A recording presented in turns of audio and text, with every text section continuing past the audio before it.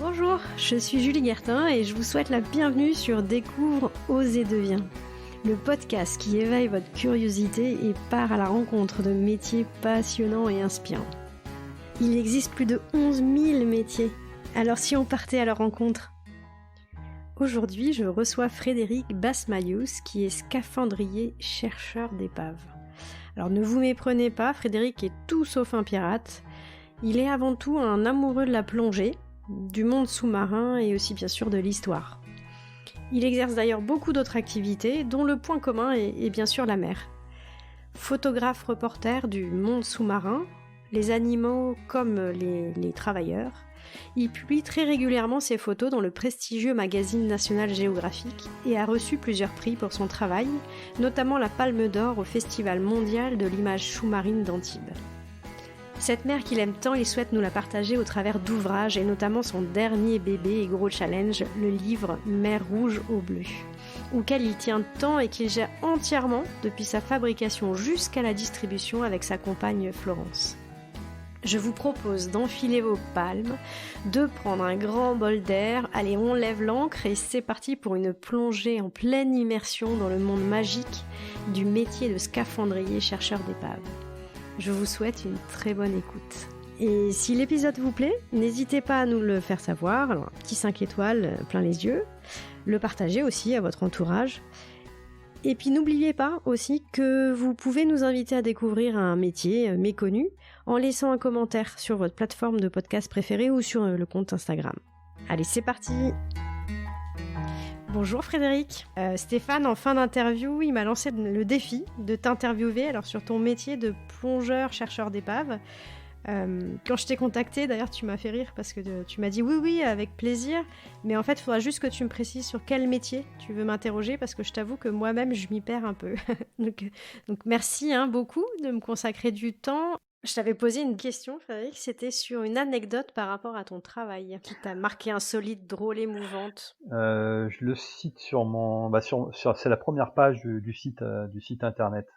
On était sur une mission, c'est un autre de mes boulots. On était sur une mission en mer en Méditerranée, à la recherche d'animaux, puisqu'on a un travail sur les rorquals communs, les cachalots, globicéphales, où on effectue des biopsies pour connaître l'état de santé de ces populations. Et un jour, on était au large du Cap Sissier, donc pas très très loin de Toulon, un peu plus en allant vers le golfe du Lion. Et cachalot qui sort de l'eau, qui saute, ça arrive, hein, on en voit un, on en voit deux, on pose des questions, savoir ce que c'est. Bon, on arrête le bateau et on voit un regroupement de cachalots en surface. Je décide d'aller voir ce qui se passe. Je me mets dans l'eau et là, il y a 9 cachalots qui sont ensemble. Je comprends pas trop ce qui se passe, mais je me retrouve dans une espèce de mélange de peau, de boue, de viande. Enfin, je savais pas trop ce que c'était, une couleur assez bizarre et autres. Et en fin de compte, c'était une naissance. C'est un bébé cachalot qui venait de naître. Incroyable. Et, euh, et Et, attends, et du coup, les bouts de viande dont tu parles, c'était ce fameux bébé que tu n'avais pas identifié au démarrage, quoi, c'est ça? c'était le placenta. Et moi, je m'en suis aperçu parce qu'il y avait la mère qui était retournée et je vois quelque chose qui sort de son ventre. Je lui dis mais c'est quoi ce truc? Et puis je lève la tête et là je vois un petit truc avec son cordon ombilical encore sorti, la queue encore roulée. Et ça a duré toute l'après-midi. C'est-à-dire on a commencé avec 7 cachalots et les copains, au fur et à mesure, ils disaient fais attention parce qu'il y en a d'autres qui arrivent. Et il y avait des clics, il y avait des cris, c'était sonore, c'était incroyable. Le bébé était entouré par sa mère qui était en dessous.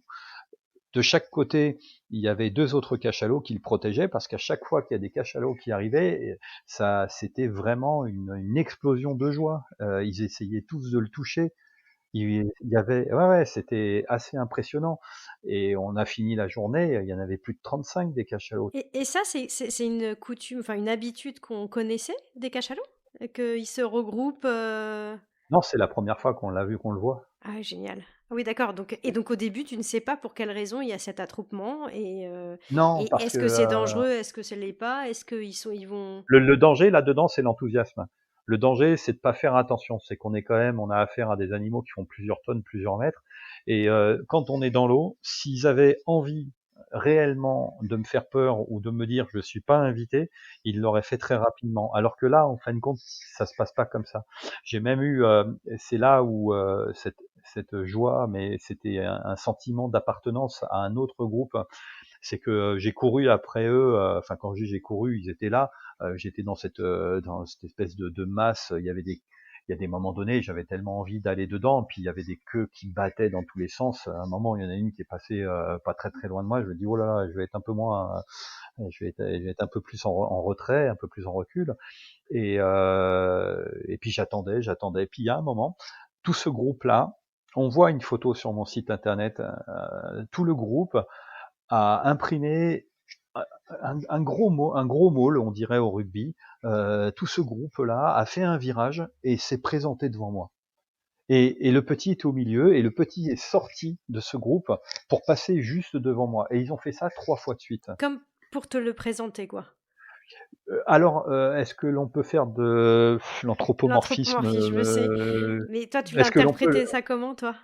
Moi, je l'interprète pas. Pour moi, j'interprète rien. L'homme, il écrit tout le temps, de toute façon, la nature sans point d'interrogation.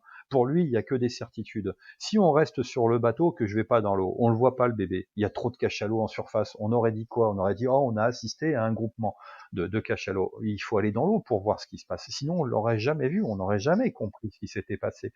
Et moins, et encore mieux, on n'aurait pas compris comment il y avait cette sociabilisation entre tous ces animaux qui arrivaient. Là, on a quelque chose qui est tangible. Après, faire de l'interprétation sur du joli, pourquoi encore? C'est comme de prendre une fleur et puis de vouloir décrire une fleur en disant tiens pourquoi elle est belle? Elle est belle parce qu'elle est belle. Et là, moi, j'ai aucune interprétation. Est-ce qu'on est accueilli, pas accueilli? Est-ce qu'ils sont contents de me voir ou pas? Est-ce que l'on fait pas partie d'un tout? Moi, je pense plutôt à ça. On fait partie d'un tout. L'homme, il s'isole même des humains. On crée l'Europe, mais on supporte pas son voisin. On veut avoir plein d'amis, mais on les a sur Facebook. L'homme, par lui-même, il s'isole. Et il s'isole encore plus d'un monde qui lui-même n'est pas isolé. Quand tu vas dans la mer, tous les poissons se côtoient. De plus en plus de vidéos maintenant montrent, avec des pièges, des pièges photos ou des pièges vidéo, montrent des animaux qui sont qu'on pourrait penser être opposés, qui sont tout le temps ensemble. Quand tu vas en bas du Kilimandjaro, tu as les lions qui côtoient les zèbres, qui côtoient les éléphants, qui côtoient les hyènes. Tant qu'il n'y a pas la prédation, ces animaux-là vivent très très bien entre eux. Nous, il faut toujours qu'il y ait un espèce de rapport, et ce rapport-là, il faut toujours qu'on lui donne une signification. Il faut toujours dire ah bah tiens, ils font ça parce qu'on veut toujours avoir la connaissance, et qu'on veut toujours apporter des réponses à des questions où il ne devrait pas y avoir de questions. Et souvent, et c'est le principe de Galilée, il se pose la question de savoir si elle est ronde, et on lui dit bah tiens, on va te pendre si tu dis pas qu'elle est plate. Donc on est tout le temps en train de se poser des questions, et il faut toujours qu'on donne une interprétation. Je pense que ce jour-là, j'ai pas cherché à savoir la raison pour laquelle ils m'avaient laissé avec eux. Il y avait une naissance, et je pense qu'ils le portaient comme n'importe quel parent qui montre, et comme ça se fait dans certains pays, où on lève l'enfant au ciel, et toutes les personnes qui sont autour viennent manifester leur joie. C'est simplement parce qu'on fait partie d'un tout, et que eux ils disent pas tiens c'est un humain, il habite à Toulon, il fait ci ou il fait ça. Ce jour-là, juste avant, on avait fait une biopsie d'un rorqual commun qui était juste à côté. Il y avait des dauphins qui étaient pas loin, il y avait des globicéphales. Tout ce monde-là se côtoie.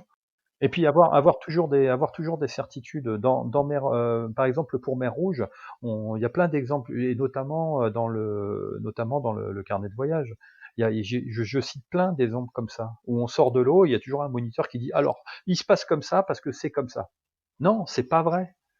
C'est pas vrai. C'est des bêtises. Il faut pas raconter des bêtises, notamment les gens qui ensuite vont véhiculer ces informations-là. Ils véhiculent souvent des informations fausses parce que on ne sait pas dire bah je sais pas.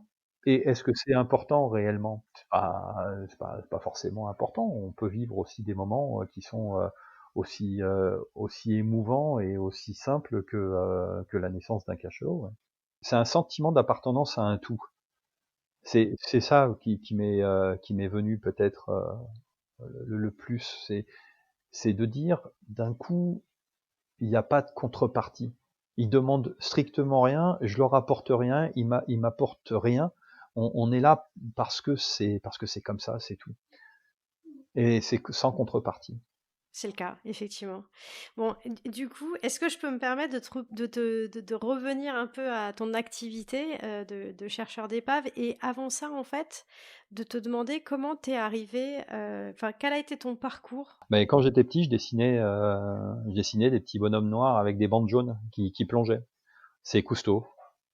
C'est comme beaucoup de gens de ma génération, j'ai 53 ans, on a découvert, alors ceux qui avaient la chance d'habiter au bord de mer ou qui avaient des parents qui déjà plongeaient, puisque l'activité de plongée, elle existe quand même depuis les années 50. Mais sinon, ben, les seules émissions qu'il y avait sur la mer et sur la plongée, c'était Cousteau, puis c'était super bien fait. C'était très prenant. Il y a des millions de personnes. Maintenant, Cousteau est quelqu'un d'assez décrié, ce qui est complètement absurde, mais bon. Mais au départ, il y avait que ça comme émission. Et c'était toujours bien fait, ces émissions. On découvrait le monde sous-marin. C'était toujours des expéditions incroyables. Moi, ça me faisait rêver. Après, il y avait la plongée professionnelle, donc, mais je me suis vite orienté sur la plongée.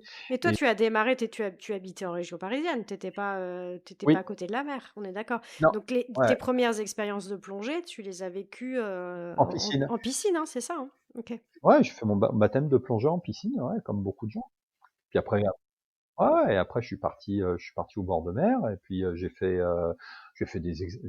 passer des diplômes de plongée de moniteur et puis il y a des diplômes de plongée professionnelle. Mais je voulais faire ça quand j'avais 14 ans, je voulais faire ce métier. Ouais. Et d'ailleurs même je suis venu à la photo pour ça, parce que la plongée, les métiers de la plongée, quand on parle de plongeur, on peut pas imaginer le nombre de métiers qu'il y a dans la plongée. C'est incroyable.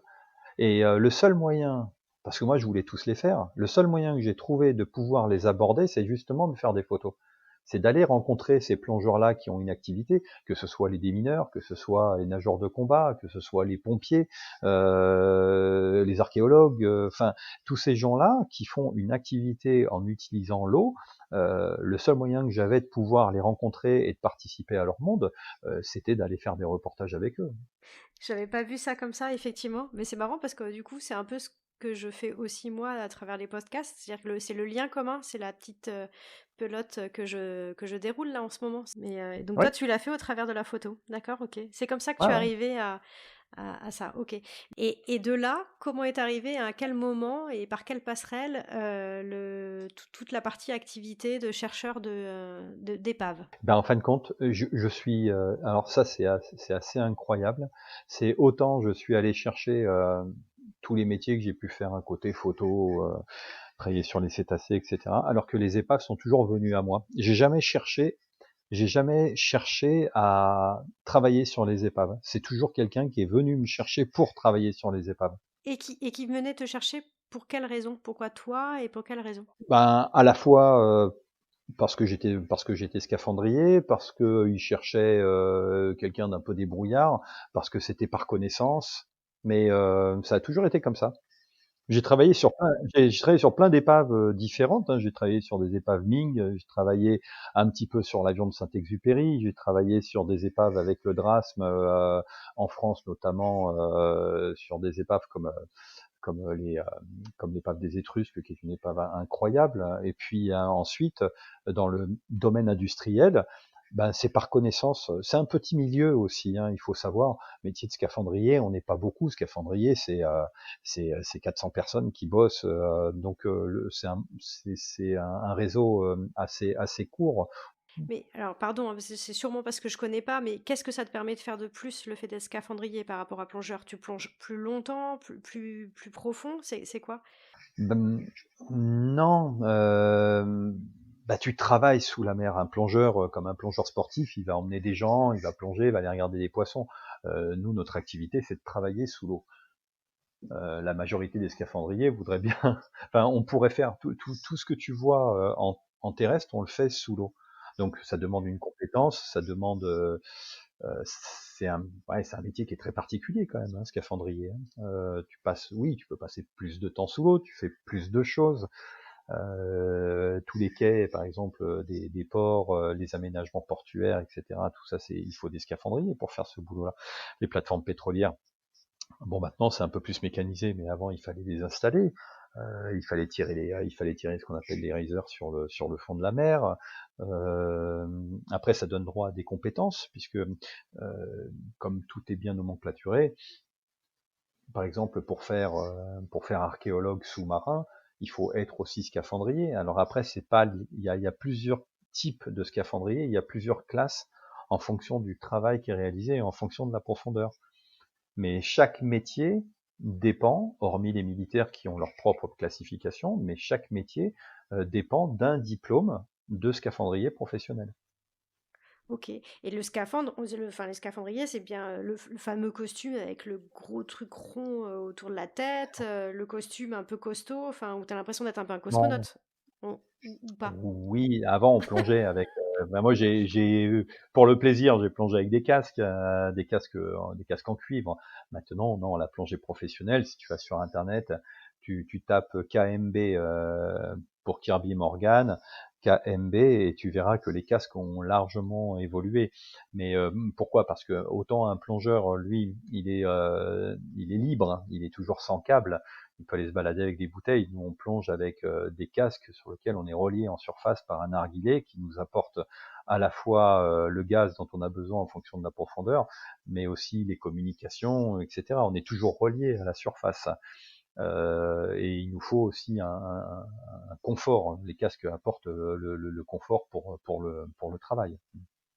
Tu disais que souvent on venait à toi. Tu peux nous raconter un peu comment se passent ces expéditions donc j'imagine que ça signifie que on a déjà trouvé l'endroit, mais que Non.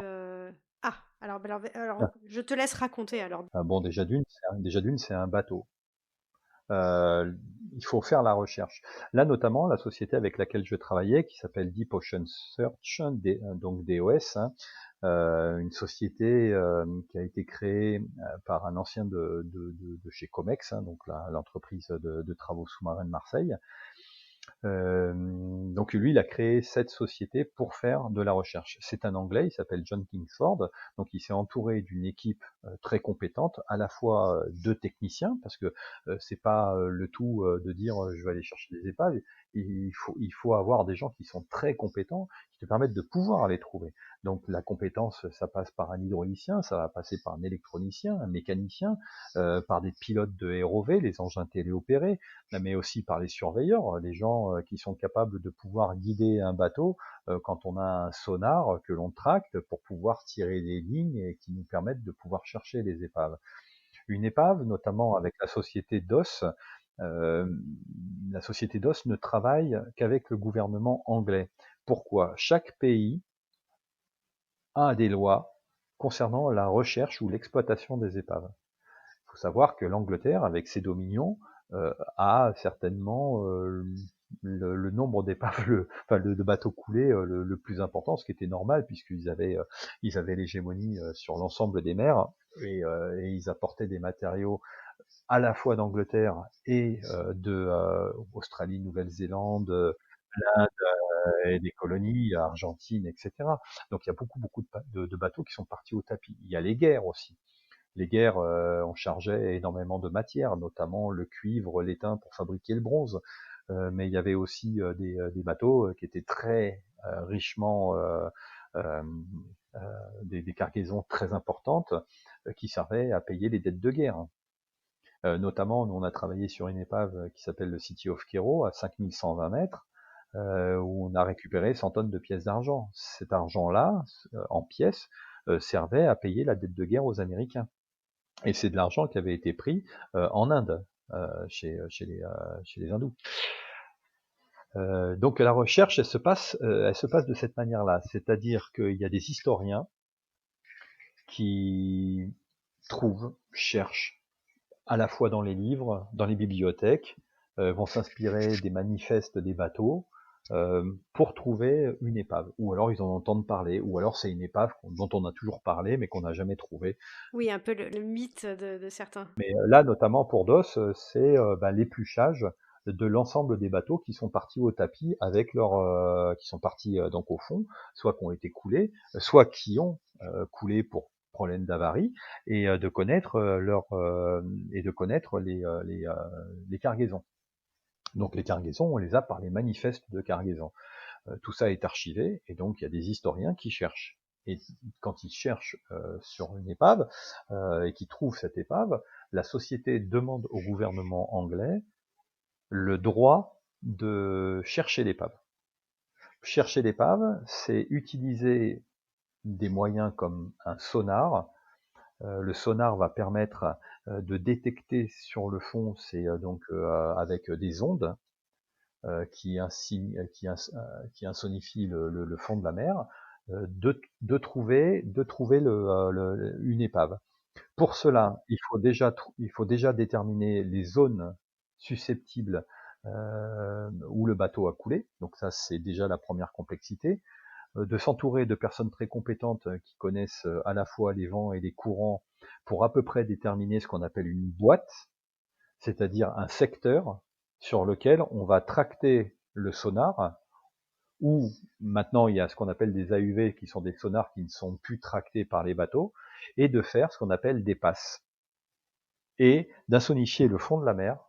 Ouais, tu fais un quadrillage. Un quadrillage, voilà, mais des quadrillages qui sont énormes, des quadrillages qui peuvent faire entre 50 et 100 km de long, hein, pour pouvoir trouver cette épave. Une fois que l'épave elle a été trouvée, on n'est pas sûr de l'épave. On a une image sonar, mais cette image sonar, on n'a pas la certitude que c'est une épave. Donc, il faut aller vérifier. Donc, à ce moment-là, on envoie, parce que ce sont des profondeurs à laquelle on ne peut plus intervenir humainement, c'est des profondeurs qui sont bien trop importantes, donc on envoie ce qu'on appelle un ROV. Donc, c'est un engin qui est téléopéré par un opérateur dans une survey room. C'est un véhicule. Ce véhicule-là possède des caméras et des éclairages, et va descendre au Tu fond. sais, Frédéric, les noms de ces véhicules me font vraiment beaucoup penser à ce qu'on envoie sur Mars, etc. C'est marrant, je trouve. Ah, c'est la même chose, hein. Envoyer, par exemple, là, l'épave du City of Chaos, quand on est à 5200 mètres, c'est envoyer une fusée sur la Lune, hein. C'est une grande complexité, hein. C'est des moyens colossaux, quoi, technologiques et techniques et Ça colossaux, quoi. demande beaucoup de compétences. C'est du matériel qui coûte très très cher aussi. Rien que les câbles porteurs pour pouvoir descendre des machines qui sont à l'intérieur de ce qu'on appelle des TMS, qui sont des ascenseurs, les câbles eux-mêmes, puisque c'est les câbles qui font à la fois office de porteur, mais qui apportent aussi les puissances électriques qui vont être après commutées en hydraulique par des accouplements à l'intérieur de la machine, qui vont pouvoir envoyer le ROV se balader en dehors de sa cage pour aller se balader sur les épaves. Pour aller se balader sur l'épave. Donc c'est du matériel qui coûte extrêmement cher. Ensuite, une fois qu'on a descendu ce ROV, on essaye de confirmer. Alors confirmer, c'est d'aller voir si par chance on a le nom du bateau qui est encore inscrit sur la coque. Et c'est là où ça devient intéressant, il faut une connaissance aussi navale. C'est-à-dire de pouvoir descendre parce qu'on est sur un spectre qui est relativement étroit, autant quand on est en surface, proche du soleil, on arrive à voir le bateau dans son intégralité parfois dans des mers très claires, tandis que là, ces profondeurs-là, il fait noir total. Donc on a un halo lumineux qui est celui du ROV, et il faut se déplacer sur une structure en faisant attention parce qu'il y a plein de pièges. La structure qui est tombée, des fois dans des faibles profondeurs jusqu'à 500-600 mètres, des filets de pêche. Enfin, il peut y avoir tout un tas de pièges qui pourraient emprisonner le ROV. Et donc, en fonction des images qui remontent en surface et que l'on visualise sur des écrans, il faut essayer de déterminer, en fonction des plans qui nous ont été donnés initialement de l'épave concernée, de se dire c'est la bonne ou pas. Donc il faut confirmer. Une fois qu'on a confirmé ça par des artefacts qu'on va trouver sur le fond et qu'on laisse, parce que ce qu'il faut savoir, c'est que quand on travaille notamment avec le gouvernement anglais, c'est que on récupère la cargaison, puisque la cargaison appartient au gouvernement anglais, mais on ne touche à rien. On ne remonte aucun objet. C'est totalement interdit.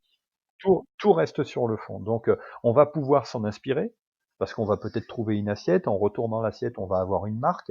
Cette marque-là, on va la photographier sur le fond. On va récupérer sur Internet des informations pour savoir d'où vient cette marque, elle a été construite où, pour essayer d'avoir une fenêtre qui nous permet d'avoir une estimation des dates.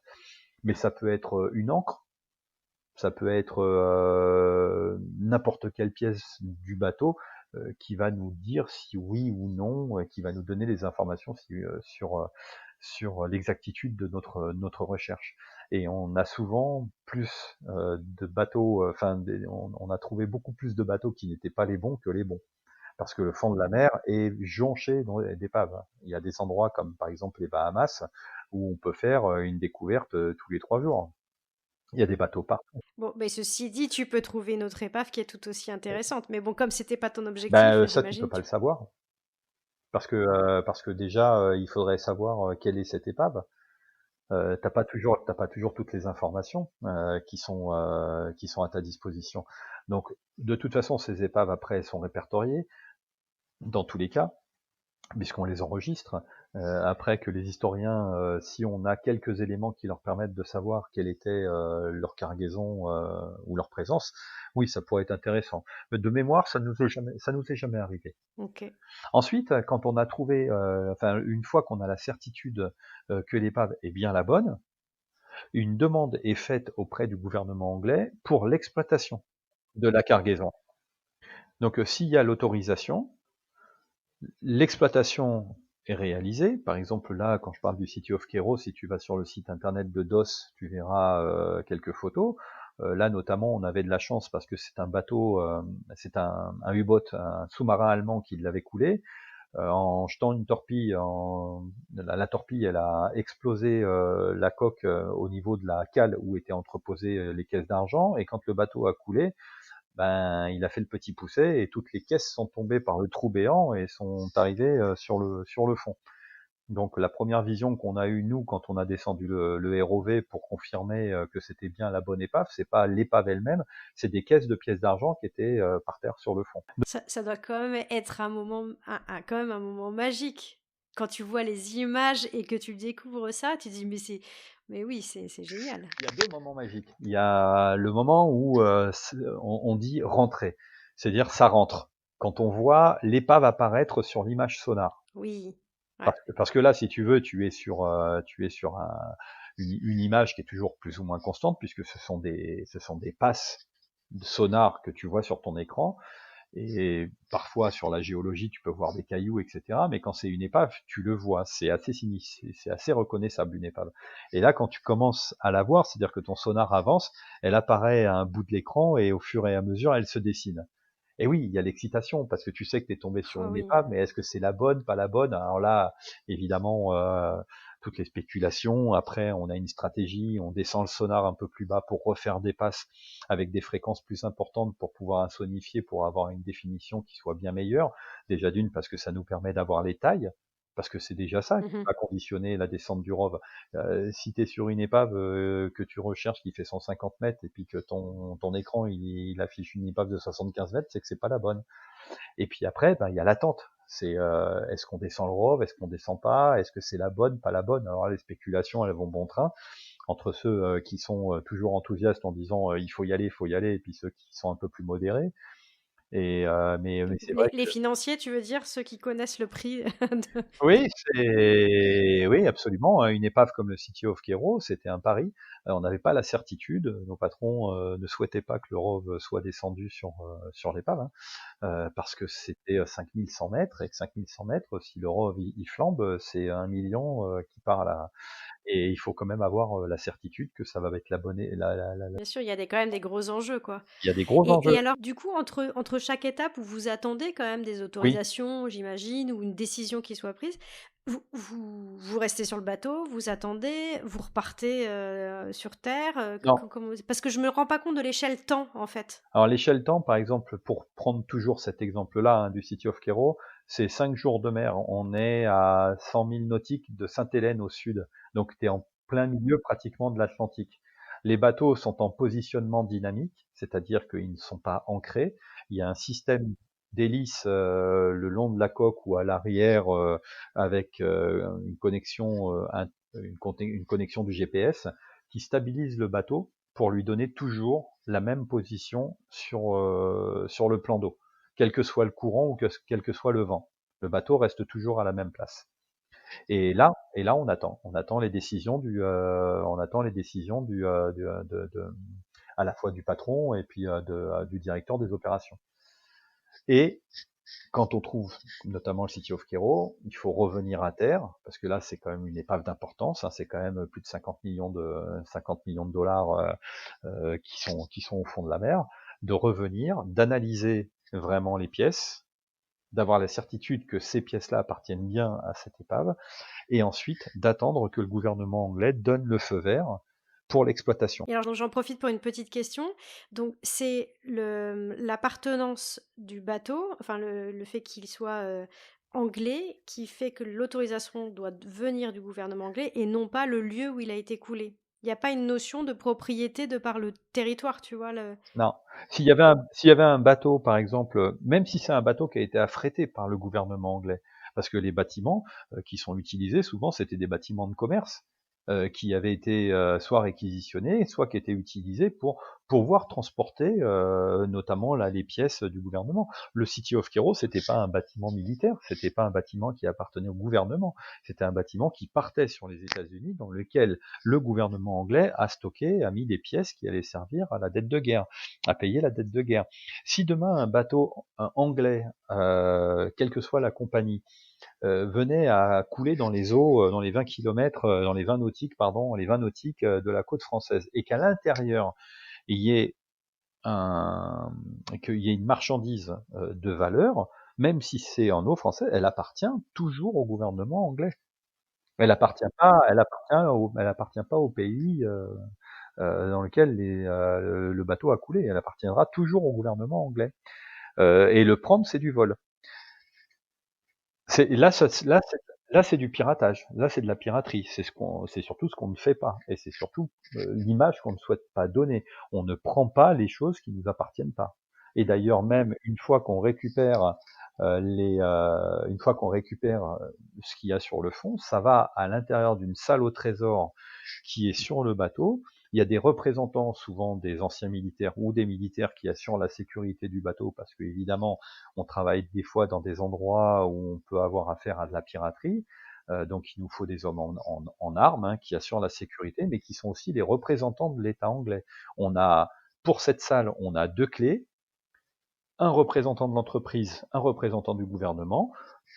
C'est cadenassé. Lorsqu'on arrive dans un port, notamment des ports amis, c'est pour ça qu'on a travaillé longtemps sur l'Afrique du Sud, puisque l'Afrique du Sud a été longtemps anglaise, et a des accords avec le gouvernement anglais. Dès qu'on arrive dans le port, il y a des voitures d'ambassade et des camions d'ambassade qui viennent.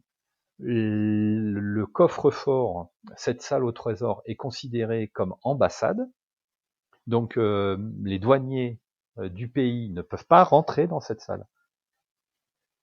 Le matériel est déchargé de cette salle et mis à l'intérieur des camions, et ça part directement à l'ambassade. Oui, c'est vraiment gardé comme un trésor national et... C'est le leur. Nous, on ne sait même pas ce que ça devient. Par exemple, les pièces du City of Cairo, il faut imaginer 40 millions de dollars de pièces, ça représente des millions de pièces. C'est à chaque fois, quand on remontait près de 375 000 euros de marchandises. Tu marches, c'est dans des paniers, tu marches sur les pièces, tu récupères ça avec des grandes louches, des espèces de grosses pelles pour les mettre dans des caisses que tu pèses. C'est des milliers de Ça me fait penser, tu sais, un peu à la piscine de Picsou. Non mais c'est ça, hein. Tu disais ça, Picsou? Ça me fait un peu penser à ça, genre le plongeon dans la piscine de pièces, quoi. On a travaillé sur une épave où c'était ça, c'est-à-dire que toutes les caisses avaient été bouffées. À l'intérieur de l'épave, il y avait la salle et tout avait été bouffé et les pièces étaient toutes mélangées et le fond Le fond de la cale était rempli de pièces. Ce que vous allez chercher, c'est toujours parce qu'il y a des sous ou bien ça peut être aussi d'autres trésors, je sais pas, de plutôt artistiques ou des vieilles pièces dont on sait, enfin, qui ont une valeur, autre? Non, c'est forcément parce qu'il y a des sous? Ça peut être du cuivre, ça peut être de l'étain, des grosses, notamment pendant la guerre, il y a énormément de bateaux. Ça, c'était avec une autre société. Je travaillais pour une société qui s'appelait Blue Water Recovery. On avait un gros bateau qui s'appelait le Deep Sea Worker. C'était un bateau de forage qui avait été modifié pour accueillir sur sa tour de forage. Il y avait un gros trou qu'on appelle un moon pool à l'intérieur du bateau. On avait une énorme pince qu'on appelle le grab. Là, on arrachait carrément les ponts de bateau pour pouvoir récupérer à l'intérieur les cargaisons. Et on travaillait sur la Méditerranée parce que c'était des bateaux qui quittaient tous Bombay, autres chargés d'étain et de cuivre pour revenir sur la Méditerranée et sur les côtes africaines pour fabriquer les canons, fabriquer les balles, etc. Enfin, pour faire du bronze, hein, principalement pour la guerre. Et l'étain, c'est une valeur marchande très très importante. Donc, ça nous est arrivé de travailler. Je me rappelle d'une épave qui s'appelait le Namur, où on avait récupéré 500 tonnes de lingots d'étain. Enfin, bon, de toute façon, quand c'est la guerre, il y a tous les matériaux sont bons. Hein. Oui, oui et puis il y a des gros mouvements, quoi. Ah mais c'est énorme. Des gros mouvements de matériaux, quoi. Mmh. Ouais. Et alors, il y a beaucoup de sociétés qui existent, dans le monde, Non, qui font, ça? D'accord. non, non, non. Donc est-ce qu'on peut imaginer qu'il y a puisqu'ils ne sont pas nombreux, j'imagine que, il y a pas de guéguerre à être le premier à trouver l'épave en question? Ou bien si? Bah, pas forcément, non, parce que sinon ça voudrait dire que les historiens ont travaillé. Alors il y a deux, c'est toujours dans le secret, mais ça voudrait dire que les historiens qui travaillent pour les compagnies, soit ont balancé le projet, soit travaillent complètement par hasard sur le même projet. Oui, ce qui peut arriver, mais effectivement, il y a suffisamment d'épaves pour que chacun s'intéresse Ouais, voilà, finalement à des projets différents, quoi. c'est assez rare. D'accord. On a là une société qui était concurrente de la nôtre, qui eux bon, il suffit d'aller sur internet, hein, ils se sont fait épingler. C'est eux qui avaient récupéré l'or espagnol, là, des pièces d'or espagnoles, mais eux ils avaient tendance à remonter aussi les artefacts, hein, quoi. Donc et c'est là-dessus que le gouvernement anglais les a un peu mis à l'amende. Après, j'ai pas les tenants ni les aboutissants, comment ça s'est passé et ni quelle a été la fin de l'histoire. Mais c'est certain que le gouvernement anglais les Anglais sont très attachés encore à leur patrimoine et sont très attachés à l'épave cimetière. Voilà. Donc savoir. Alors il y a des anecdotes qui sont bouleversantes, telles comme le film Titanic. John un jour nous fait parvenir une lettre d'une vieille dame avec une écriture un peu chevrotante comme ça, qui explique hein, qu'elle avait 6 ans quand le bateau a été torpillé, le City of Cairo.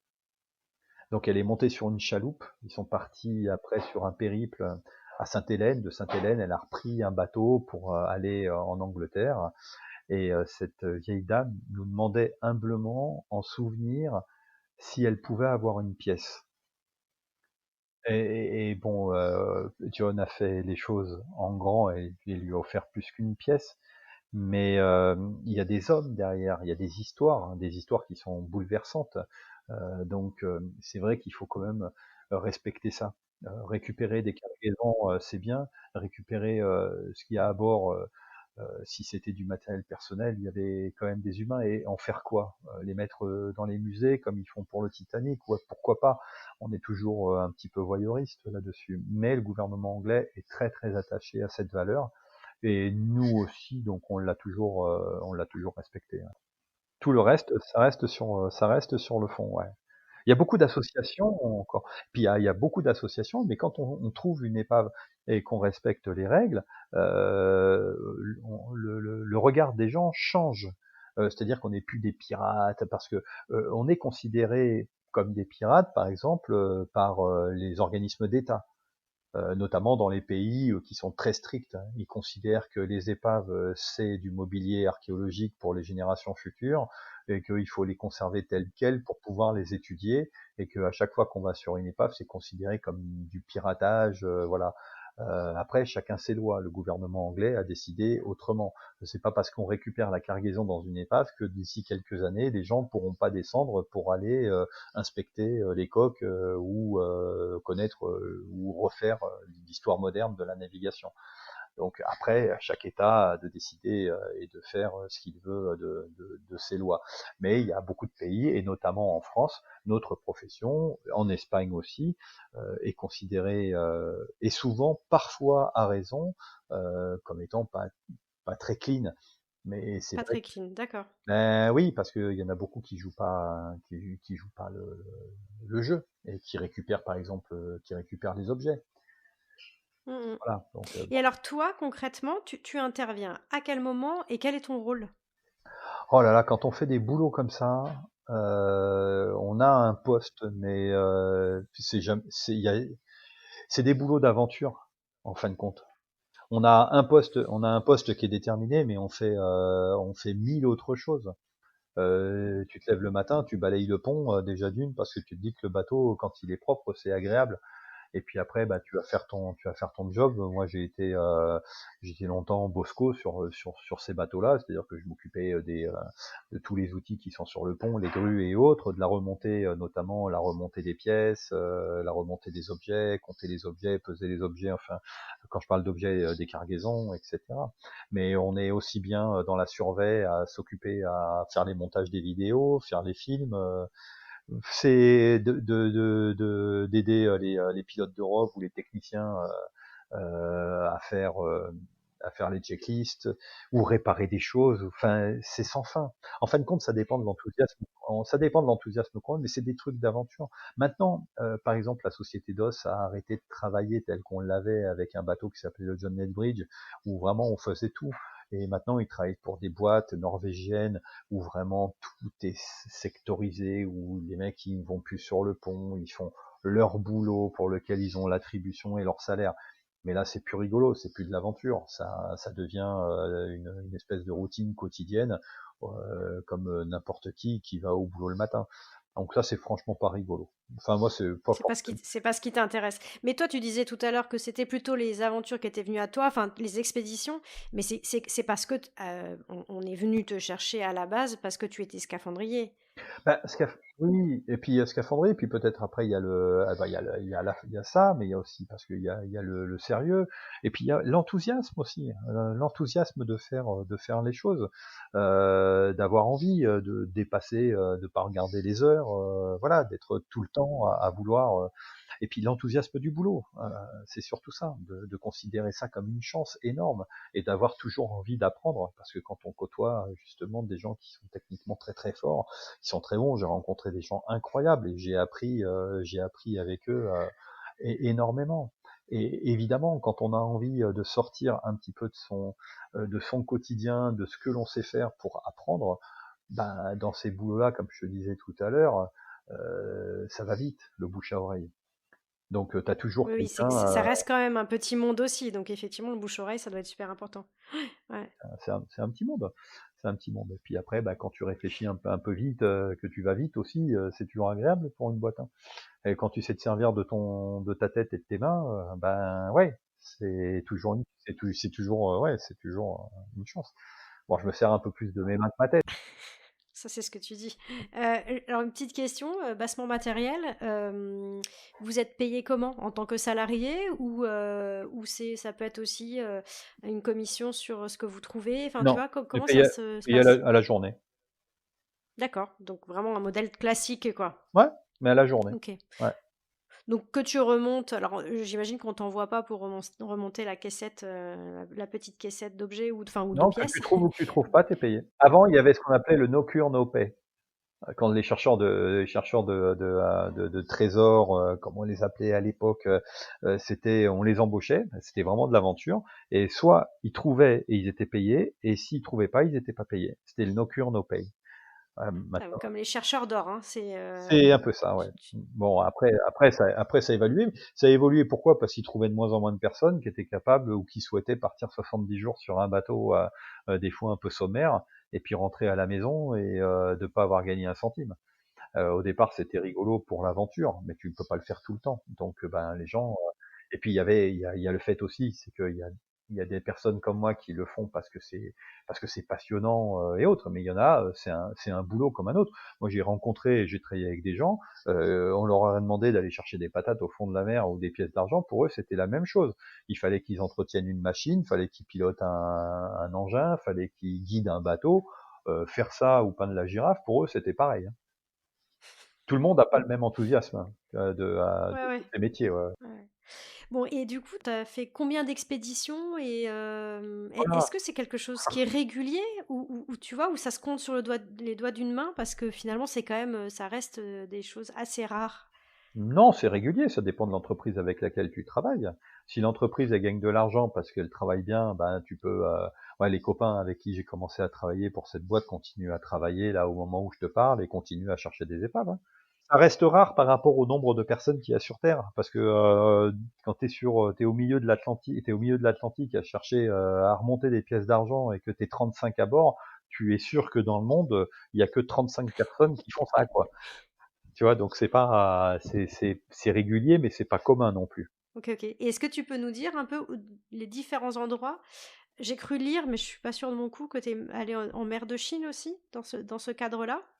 Oui, mais là c'était un peu différent. C'était à l'époque où c'était Elf.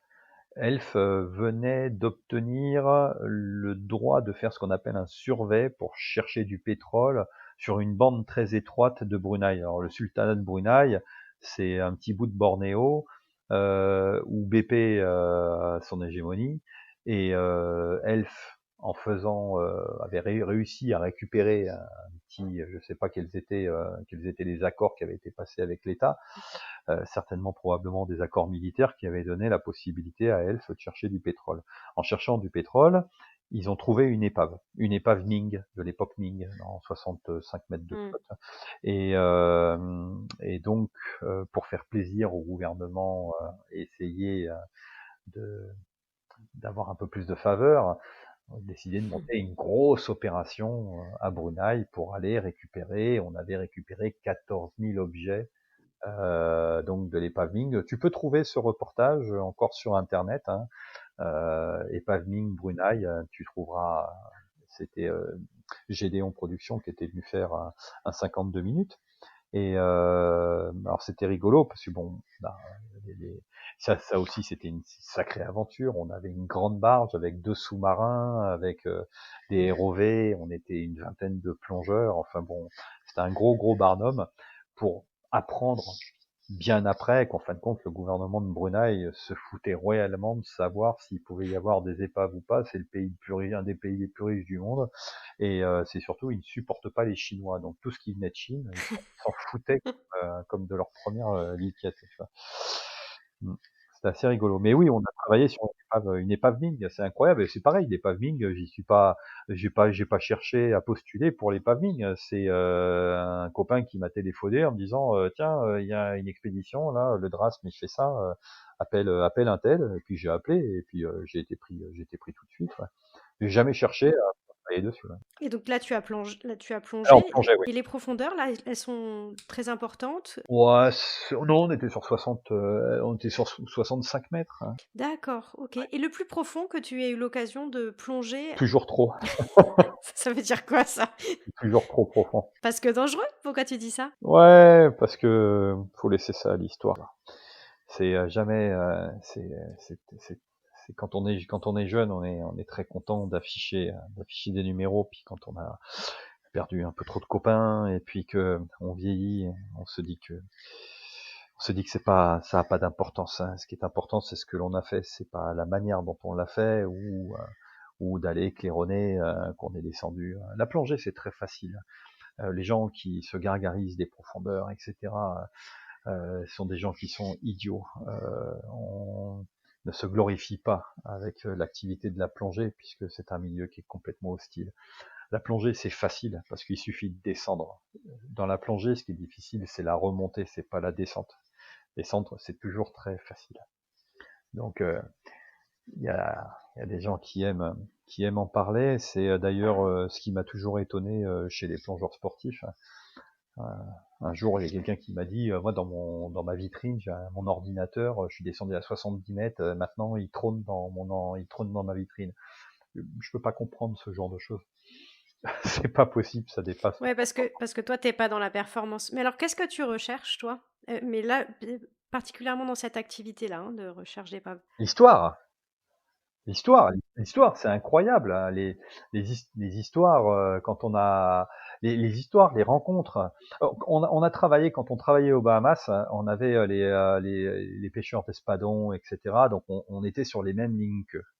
Je me rappelle, il y en avait un, on comprenait pas ce qu'il disait. Il avait un accent mais incroyable, mais il mettait du fuck toutes les secondes dans ce qu'il Ça racontait. ponctue bien. Ah non, mais là, c'était incroyable. Mais évidemment, comme on tirait le sonar, nous, on était dans une zone légale, hein, donc on tirait le sonar, lui, il tirait ses lignes, il y avait plusieurs pêcheurs, donc il nous envoyait chier régulièrement, il fallait qu'on modifie la route du sonar pour pouvoir les laisser passer. C'était compliqué, à vrai dire. C'était très compliqué.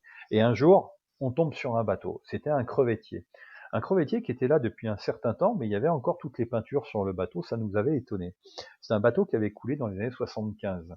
Et ben, ce bateau-là, il l'avait cherché, personne ne l'avait trouvé. Nous, on l'a photographié, on l'a identifié. La première chose que l'on a faite, on a appelé les Coast Guard et on a envoyé toutes les informations, position, etc.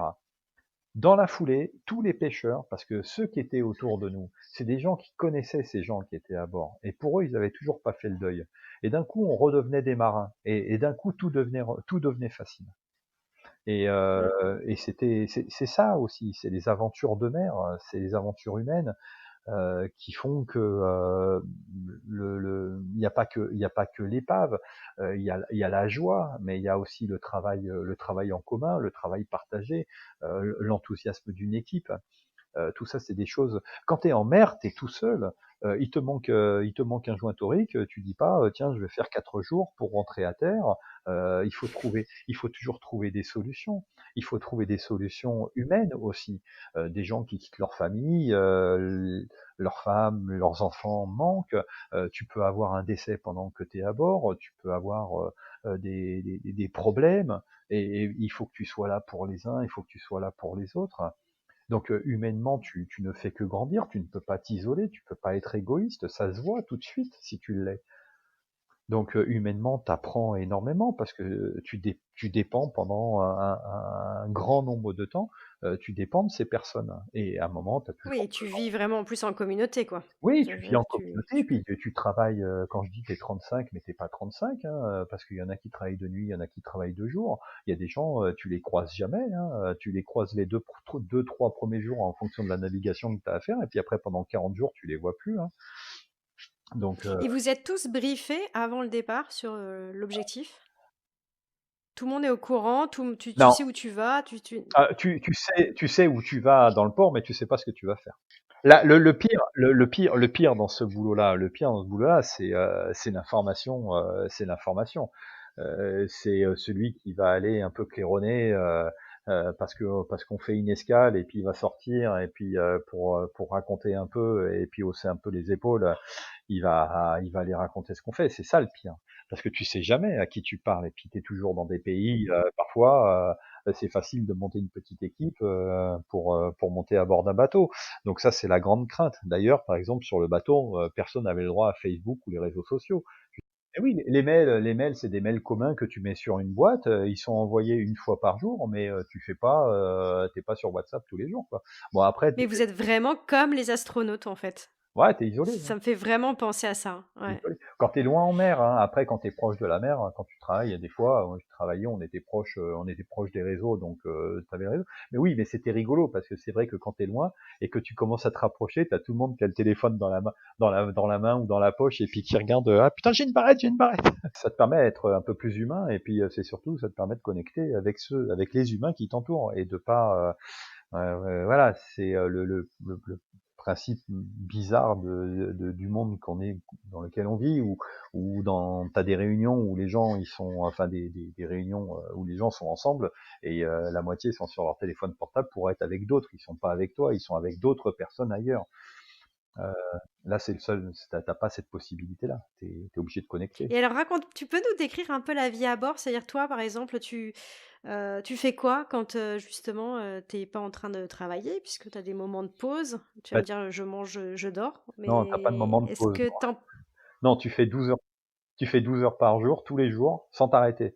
Et t'en fais plus que 12. Parce que ça dépend. Quand tu commences à avoir des emmerdes, c'est tout le monde sur le pont. Et là, c'est pas 12 heures. Là, tu peux faire des 24 heures. Ça arrive, quand il y a vraiment des emmerdes. Parce qu'il faut que tout le monde soit au charbon. Mais sinon, ben, tu travailles 12 heures. Après, tu as des gens qui sont hors quart. Moi, ça m'est arrivé souvent d'être hors quart. Mais sinon, les gens, ils font minuit, midi et midi, minuit. Ça veut dire quoi hors quart? Ça veut dire que t'es Ça veut dire non-stop, quoi, que, en ouais, gros. non, ouais, on peut t'appeler à n'importe quel moment du jour ou de la nuit, ouais. Et, et, et donc, ben, il te faut des routines pour pouvoir supporter justement cette vie. Donc, tu as tes 12 heures de travail. Puis après, ben, en fonction de tes aspirations, tu as toujours une petite salle de sport. Les gens vont faire de la musique, ils vont écouter de la musique, ils vont faire du sport. Ils vont être derrière leur ordinateur, comme moi je l'ai fait souvent, pour soit traiter des images, parce que je faisais beaucoup de photos. La plupart des photos de la société DOS, c'est moi qui les faisais aussi à bord. C'était une de mes attributions aussi. Donc, ouais, t'as des routines pour pouvoir faire passer le temps. Bon, il y en a beaucoup qui se mettent sur les séries, hein. Comment tu gères une vie de famille avec tout ça? Je pense qu'il faut être dans le qualitatif et pas dans le quantitatif. C'est-à-dire que quand tu es à terre, t'es avec eux. Enfin, quand j'étais à terre, j'étais avec ma fille, je m'occupais que de ma fille, je ne faisais que ça. Mais c'est difficile parce que il te faut déjà 4-5 jours pour te remettre, parce que quand tu fais des boulots comme ça, quand tu rentres à terre, tu sais plus ce que c'est qu'une voiture, et puis c'est surtout que tu sais pas combien coûte une baguette, hein. Parce que tu te lèves le matin, tu vas manger au mess, enfin, tu sors, enfin, tu t'occupes de rien, tu vas pas faire tes courses, tu fais pas à manger, tu fais pas ton lit, enfin, voilà. Donc il faut reprendre une vie normale. Tu disais tout à l'heure que tu faisais la retouche photo, etc.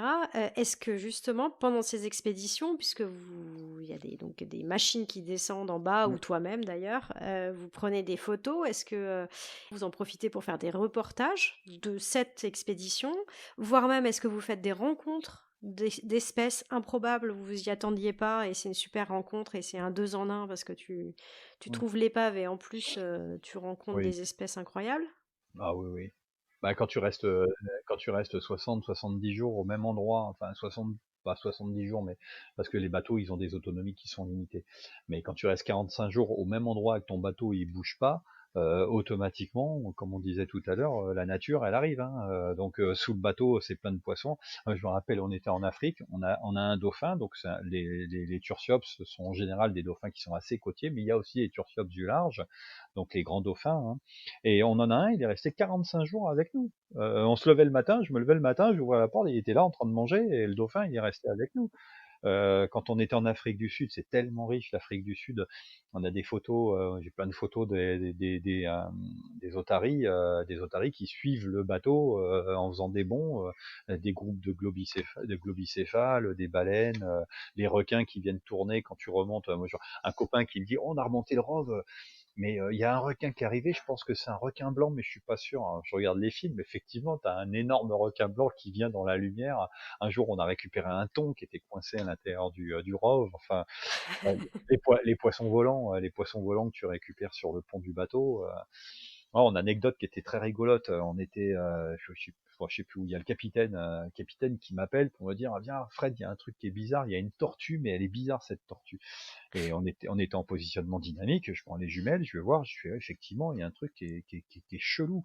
Donc la tortue était en surface, elle se laissait dériver, et elle avait une espèce de crête au-dessus. Et au fur et à mesure que la tortue se rapprochait, eh ben, c'était un rémora. Un rémora, c'est un poisson avec une ventouse sur la tête. Mais c'est un poisson. Normalement, il doit être sous l'eau, il doit pas être au-dessus d'une tortue. Et ben là, il était sur la tortue, et je l'ai suivi à la jumelle. La tortue s'est rapprochée. Le rémora, je sais pas ce qui lui a pris, il est redescendu sous la tortue, et instantanément, il est remonté sur la carapace. Et elle a dérivé comme ça, avec son rémora au-dessus. Mais alors là, c'est un Improbable, quoi. bah, même inédit. Et on revient à ce que je disais tout à l'heure, on écrit la nature sans point d'interrogation. C'est, tu racontes ça, les gens ils te regardent bizarrement. Pour eux, la rémora, ça fait ça fait pas ça. Ça peut pas faire ça, c'est pas possible. C'est pas dans la nature d'un poisson de rester à l'air libre et de se coller sur une tortue. Se coller sur une De se tortue, dorer oui, la pilule sur le dos de la tortue, quoi. mais voilà, mais en surface, que le poisson il reste en surface, ça c'est quelque chose, oui, qui est inédit. Ouais, ouais, non, des rencontres, oui, on en a fait énormément, énormément. De toute façon, Et à l'inverse, vu que vous descendez les machines très profondément, heu et j'imagine que là aussi tu rencontres des espèces pour le coup que tu as pas l'habitude de voir, même toi potentiellement en plongée quoi, enfin ah bah là, c'est le petit monde du fond. D'ailleurs, c'est ce qui est dommage dans ces activités, c'est qu'on puisse pas amener des biologistes avec nous, enfin de faire profiter de ce temps à des gens qui rêveraient qui rêveraient de pouvoir travailler dans ces conditions-là, mettre des pièges sur les machines qu'on utilise pour pouvoir récupérer, d'avoir à disposition les pinces qu'on utilise pour récupérer les choses, pour pouvoir récupérer des espèces qui vivent sur le fond de la mer. Ouais, ouais, c'est incroyable, ouais, c'est incroyable de pouvoir côtoyer ce monde-là, alors que tu fais un autre boulot, ouais, ça c'est complètement, ouais, c'est une autre facette, fascinante de ce boulot. Quand tu as la caméra, tu vois toujours des poissons que tu jamais vus ou des formes bizarres, parce qu'on c'est vrai qu'on les filmait en plus, c'était assez rigolo. En plus, bon, comme j'ai pas mal de connaissances, chez les biologistes, il y a beaucoup de gens qui me disaient: «Essaye de récupérer des trucs, des galatées, des fois dans les paniers, on récupère des choses». C'était, écoute, ce que je te propose, c'est, si tu as encore 2 minutes, 2 oui. petites choses. C'est un que tu puisses m'expliquer, rapidement tes autres activités. Je Les autres activités, bah, principalement là c'est le livre, hein, c'est les activités qui vont tourner autour du livre et des livres parce qu'on voudrait continuer un peu dans cette lancée et continuer à faire des bouquins. Sinon les autres activités, bah, il y a les cétacés, mais les cétacés ça fait 2 ans que j'ai mis ça entre parenthèses, mais que j'espère reprendre dans pas longtemps. Ah, déjà le livre, ça nous a pris beaucoup de temps, mais ça va prendre encore beaucoup de temps parce que maintenant on va passer à une autre phase qu'on connaît pas, qui est celle de la commercialisation, de chercher des distributeurs, etc. Donc c'est une autre aventure où on va rencontrer beaucoup de gens. On voudrait le faire traduire aussi, donc on va aller rencontrer des gens à l'étranger. Et c'est une autre aventure aussi parce que c'est un bébé, on l'a fait naître, il est joli et ce serait c'est la moindre des choses, ne serait-ce que pour les gens qui ont participé à ce bouquin, qu'on puisse se démener pour essayer de le faire connaître et aussi pour que les gens ils puissent avoir enfin dans les mains un bouquin où ils vont apprendre des choses un peu différentes sur la mer Rouge. Ouais. Donc ça c'est déjà un gros challenge, c'est pas rien, c'est pas anodin. Et il est balèze, hein. Autant je sais organiser un bateau, autant je sais descendre sous la mer, faire des choses ou tirer à l'arbalète sur une baleine, tout ça je sais faire. Mais ce qui m'attend là dans ce monde des humains, j'allais dire pur et dur, il me paraît extrêmement compliqué. Avant de se quitter, je t'ai demandé de réfléchir, à un défi, au défi que tu pourrais me lancer de découvrir d'autres métiers. Oui, alors ça sera Bertrand Martin Garin, l'homme le plus intelligent que je connaisse. Il est géologue, paléontologue, il est spécialiste des coraux, il est maître de conférences à l'université à Aix-Marseille Université. C'est quelqu'un de passionné, quelqu'un de passionnant, d'une intelligence rare, toujours à la recherche. C'est vraiment le chercheur, mais c'est le bon chercheur. C'est quelqu'un de pointu, de pointilleux. Il souhaite la réussite de ses élèves. Il est Tarabus qui va chercher au plus profond d'eux le bien au maximum de leur capacité. Et c'est quelqu'un qui travaille dans énormément de domaines, qui aide aussi beaucoup de gens dans leurs études. C'est quelqu'un de passionnant. Il vient de sortir un livre sur les coraux qui est incroyable, une somme de travail considérable, alors que c'est pas son travail initialement. Ouais, c'est quelqu'un de passionnant qui a certainement beaucoup de choses à vous apporter et à vous dire. Ok, Ouais, super. Bon, bah, super défi. Merci beaucoup. Je te souhaite une très bonne soirée. À bientôt. Au revoir. J'espère sincèrement que le métier de scaphandrier chercheur d'épave vous aura fait autant voyager que moi. Si vous souhaitez suivre l'actualité de Frédéric et surtout acheter son magnifique livre Mer Rouge au bleu, je vous donne rendez-vous sur son site miermiofoto.com ou sur son compte Instagram Frédéric Basmalius. Si vous voulez vous assurer de ne manquer aucun épisode, n'hésitez pas à vous abonner. Et bien sûr, si vous souhaitez nous soutenir, n'oubliez pas le petit bonus 5 étoiles qui nous fait toujours plaisir. Pour me lancer le défi de dénicher un métier qui vous inspire, c'est simple, il suffit de me laisser un commentaire sur votre plateforme de podcast préférée ou sur Instagram. Je vous dis à la semaine prochaine.